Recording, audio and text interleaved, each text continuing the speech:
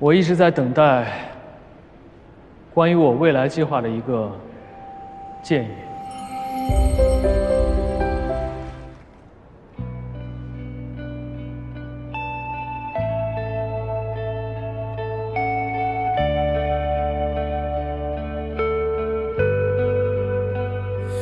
Walk across an empty space and take a chance. 大家好，我是顾川。我希望中国的设计师不要只是为世界展现那些所谓吸引眼球的中国特色，不要只是停留在表象的符号上。我希望他们可以展现出中国民族悠久、深厚文化所产生的智慧和思想。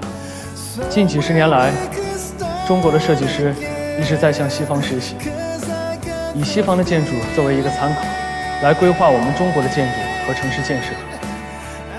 虽然我们学习的都是西方的建筑理念，但是这些建筑在中国实施的声望远远超过了西方。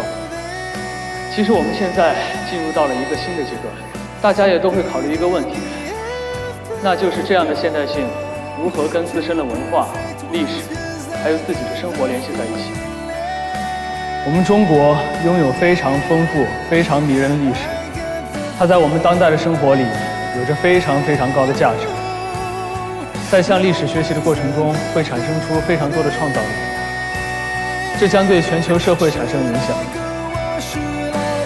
谈论起中国的设计，我希望大家不要从地理意义方面谈论，而是从文化的方面去考虑中国的设计，因为这里面蕴含着太多我们过去的智慧。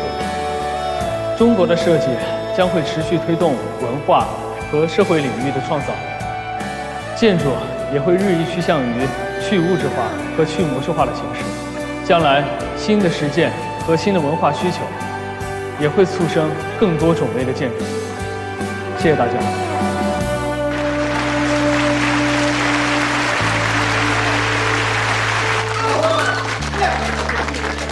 棒！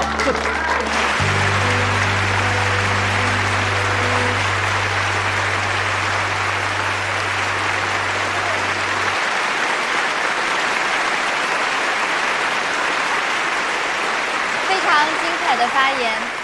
那么拿到了今天晚上的大奖，可以说你已经实现了大满贯。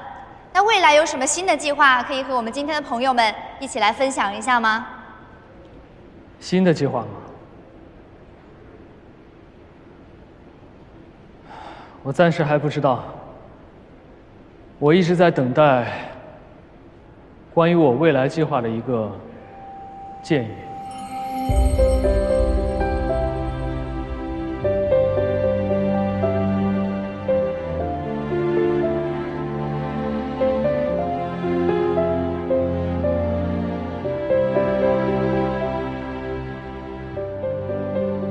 好，让我们感谢顾川设计师的获奖致辞，再次恭喜！